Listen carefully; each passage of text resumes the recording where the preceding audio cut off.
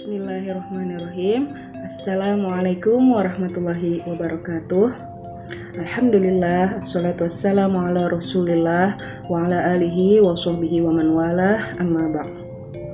Alhamdulillah, pada hari ini kita bertemu lagi dalam mata pelajaran Akidah Akhlak di kelas 12. Yang mana meskipun kita tidak bisa bertatap muka secara langsung, tapi mudah-mudahan tujuan pembelajaran kita pada hari ini bisa tercapai.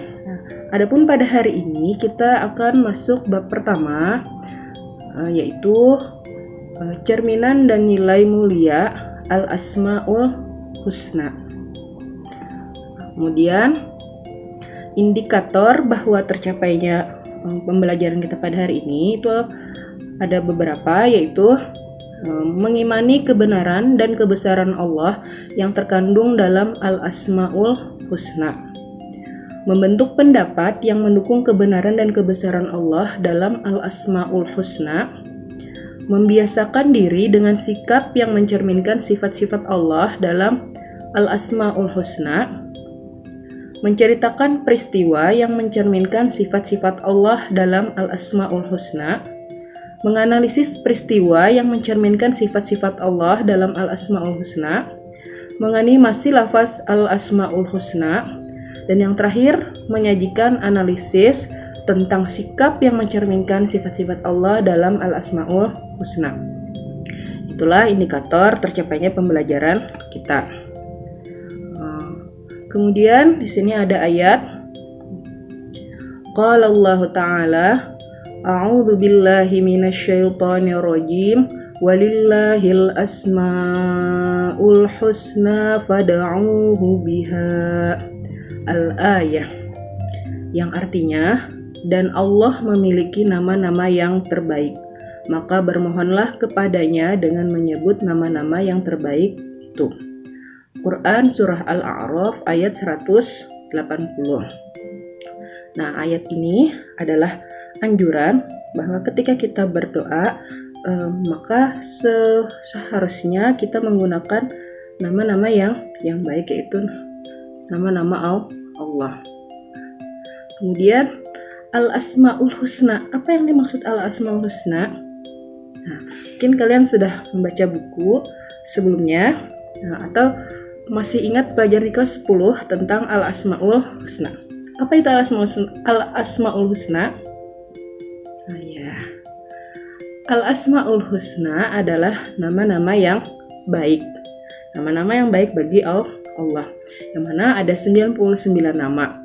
Tetapi pada hari ini kita akan membahas 7 dari al-asmaul husna. Yang pertama, al-afu. Yang kedua, ar-razzaq. Yang ketiga, al-malik. Yang keempat, al-hasib. Yang kelima, al-hadi. Yang keenam, al-khaliq. Yang ketujuh ada al-hakim.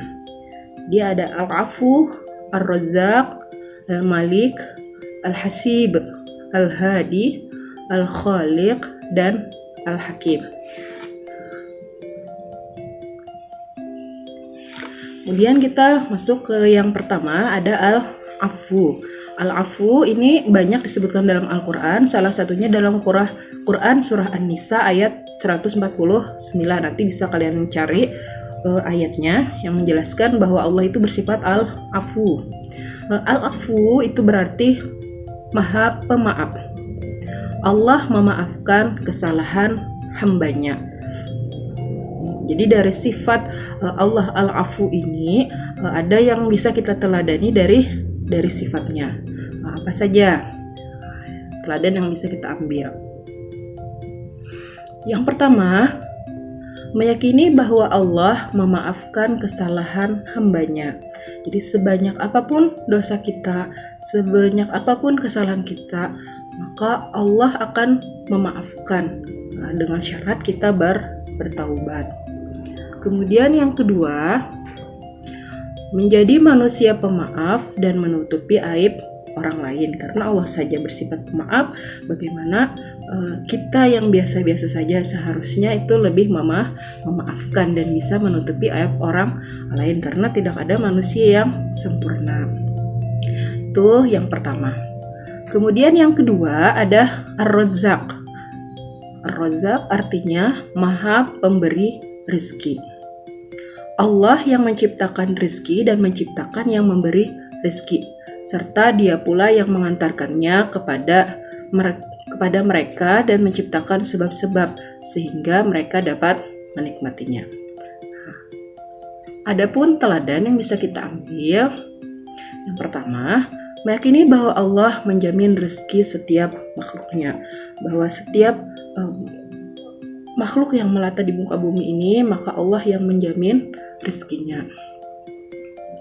Kemudian yang kedua, saling berbagi rezeki kepada makhluk lain. Nah, supaya kita dapat menjalin silaturahmi kepada saudara-saudara kita yang lain.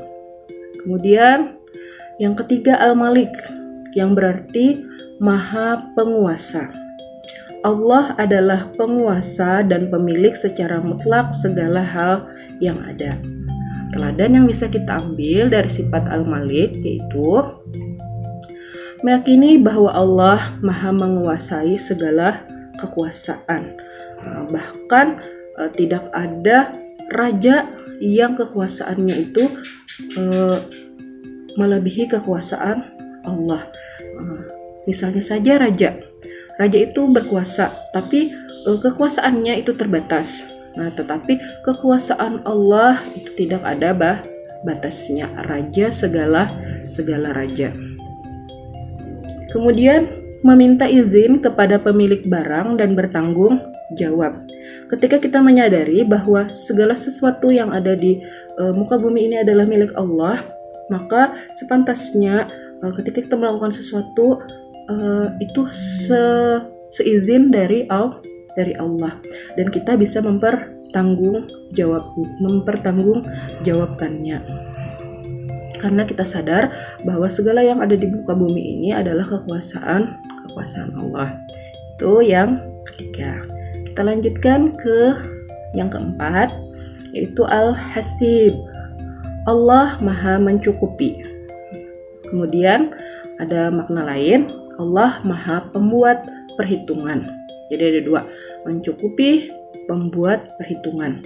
Allah sajalah yang dapat mencukupi dan diandalkan oleh semua makhluk. Teladan yang bisa kita ambil, meyakini bahwa Allah yang memberi kecukupan dan membuat perhitungan. Jadi ketika kita bersandar kepada Allah, maka Allah akan mencukupkan kita.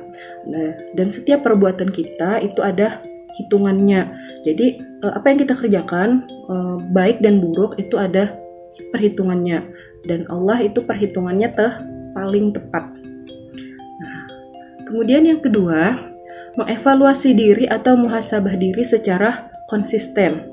Jadi apakah sekarang kita sudah melakukan hal-hal yang baik, sudah lebih banyak daripada hal-hal yang buruk. Nah, dan itu kita evaluasi setiap hari dan konsisten. Itu yang bisa kita ambil dari sifat Al-Hasib. Kemudian yang kelima ada Al-Hadi, yang artinya Allah Maha memberi petunjuk. Allah yang memberikan petunjuk kepada makhluknya untuk mengenal dirinya. Adapun teladan yang kita bisa ambil dari Al-Asmaul Husna ini, bahwa meyakini bahwa petunjuk Allah adalah petunjuk yang paling sempurna. Makanya kita selalu berdoa, ihdinas shiratal mustaqim, tunjukkanlah kami jalan yang lurus, karena hanya petunjuk Allah lah yang paling sempurna. Kemudian yang kedua, membagikan petunjuk kepada orang lain dengan cara apa? Dengan cara berdakwah. Yang ada dalam hadis, balighu anni walau ayah, sampaikanlah dariku walau satu ayat. Jadi itu yang bisa kita teladani dari sifat Al-Hadi, bahwa kita bisa berdakwah kepada orang lain. Kemudian yang keenam ada Al-Khaliq, yang artinya Maha Pencipta. Al-Khaliq, Maha Pencipta. Allah menciptakan dari tiada dan menciptakan tanpa suatu contoh terlebih dahulu. Teladan yang bisa kita ambil: meyakini bahwa Allah menciptakan sesuatu dengan sebaik-baiknya, bahwa kita menyadari dan meyakini bahwa apa yang Allah ciptakan itu adalah yang terbaik. Jadi kalau kita merasa kekurangan, itu masalahnya bukan pada Allah tapi pada diri kita sendiri. Kita belum tahu apa hikmah di balik penciptaan Allah tersebut. Seandainya kita tahu, maka kita akan bersyukur kepada Allah karena Allah sudah menciptakan kita dengan sebaik-baik penciptaan. Kemudian yang kedua, motivasi berkreasi dan inovasi. Nah, jadi Allah bersifat Al-Khaliq, pencipta, maka selayaknya kita bisa berinovasi. Misalnya penemuan HP atau penemuan aplikasi yang bisa membuat kita belajar tanpa kuota misalnya. Nah, itu yang bisa kita teladani dari sifat Al-Khaliq. Kemudian Al-Hakim, Maha Bijaksana. Al-Hakim, hikmah, bijaksana. Allah memberikan manfaat dan kemudahan makhluknya atau menghalangi dan menghindarkan terjadinya kesulitan pada makhluknya. Nah, yang bisa kita teladani, yang pertama, meyakini bahwa Allah bijaksana atas segala sesuatu, bahwa apapun yang telah ditetapkan oleh Allah itu adalah ketetapan yang terbaik, walaupun terkadang kita tidak bisa menerima ketetapan Allah tersebut. Tapi sebenarnya di balik semua itu pasti ada hikmah yang diberikan oleh Allah kepada makhluknya. Cuma kita yang tidak menyadarinya. Meyakini bahwa Allah bijaksana atas segala sesuatu. Kemudian yang kedua, bersifat bijaksana. Dan bagaimana supaya kita bisa bersifat bijaksana dalam mengatasi suatu masalah, dengan belajar, dengan meminta pertolongan kepada Allah, bagaimana supaya kita bisa bijaksana dalam mengatasi masalah. Jadi ada 7 yang sudah kita pelajari pada hari ini. Ibu harap kalian membaca lagi bukunya, atau apabila ada kalimat-kalimat yang kurang bisa dimengerti, itu bisa ditanyakan atau kalian cari di internet. Mungkin itu pelajaran kita pada hari ini. Ada kata mutiara atau hikmah, bisa dibaca sendiri.